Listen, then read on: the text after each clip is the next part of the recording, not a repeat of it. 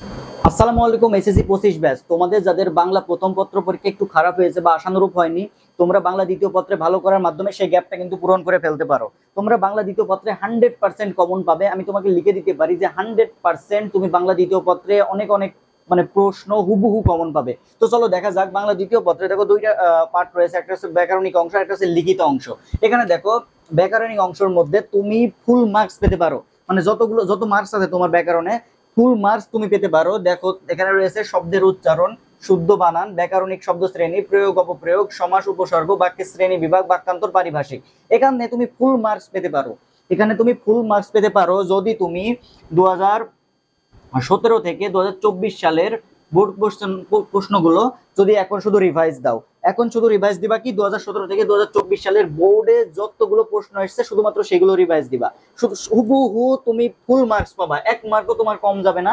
Full marks তুমি এখান থেকে তুলে আনতে পারবে যদি 2017 থেকে 2024 সালের বোর্ড কোশ্চেন গুলো রিভাইজ দাও। এখন তুমি আর বলতে পারো ভাই প্রশ্ন তো অনেক আছে।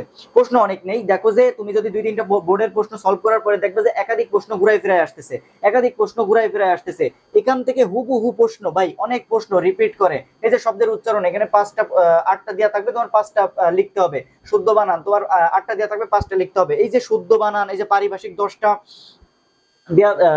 তোমার লিখতে হবে। এখানে হুবহু 10-এ 10 পাবা পারিভাষিকে। যে শব্দের উচ্চারণে মানে যেগুলো আছে বোর্ড কোশ্চেন গুলো 17 থেকে 24 পড়ে ফেলতে পারো, হুবহু 5-এ 5 পাবা। শুদ্ধ বানানে হুবহু 5-এ 5 পাবা, সমাসে হুবহু 5-এ 5 পাবা, প্রয়োগ অপপ্রয়োগে হুবহু 5-এ 5 পাবা।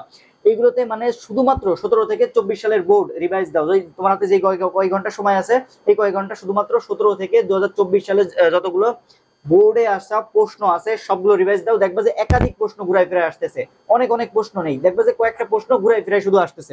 এরপরে কিছু লিখিত অংশ আছে, দিন লিখবা হয়তো বা তুমি এখানে বৈদ্যুতিন চিঠি লিখবা, তারপরে সারাংশ সারমর্ম অথবা ভাব সম্প্রসারণের মধ্যে তুমি লিখবা হয়তো বা সারমর্ম লিখবা। তারপরে দেখবা হয়তোবা তুমি খুদে গল্প লিখবা, প্রবন্ধ প্রবন্ধ লিখতে হবে তোমাকে।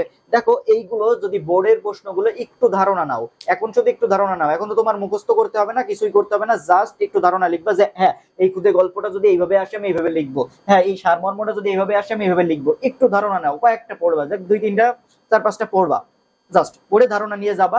সেখানে লিখিততে তুমি একটা ভালো মার্কস তুমি তুলে আনতে পারবে, লিখিততে ভালো মার্কস তুলে আনতে পারবে। আর এই যে ব্যাকরণিক অংশে 2017 থেকে 2024 সালে যতগুলো বোর্ড প্রশ্ন আছে এগুলো যদি পড়ে ফেলতে পারো, হুবহু ভাই লিখে দিতে পারি হুবহু তুমি ফুল মার্কস পাবে, হুবহু তুমি ফুল মার্কস পাবে। তো তোমার পরীক্ষার আগের দিনে যে পড়াটা সেটা বেশি ইম্পর্টেন্ট, এটা মনে রাখবে যে পরীক্ষার আগের দিনে পড়াটাই বেশি ইম্পর্টেন্ট। তুমি এতদিন যাই পড়েছো পরীক্ষার আগের দিনে এই টপিকগুলো যদি রিভাইজ দিতে পারো তুমি ভালো মার্কস তুমি বাংলা দ্বিতীয় পত্রে পাবে। আমি তোমাকে গ্যারান্টি দিচ্ছি 90+ তুমি মার্কস পাবে, শুধুমাত্র এই যে 2017 থেকে 2024 সালের বোর্ড প্রশ্নগুলো পড়ো এই ব্যাকরণিক অংশের জন্য।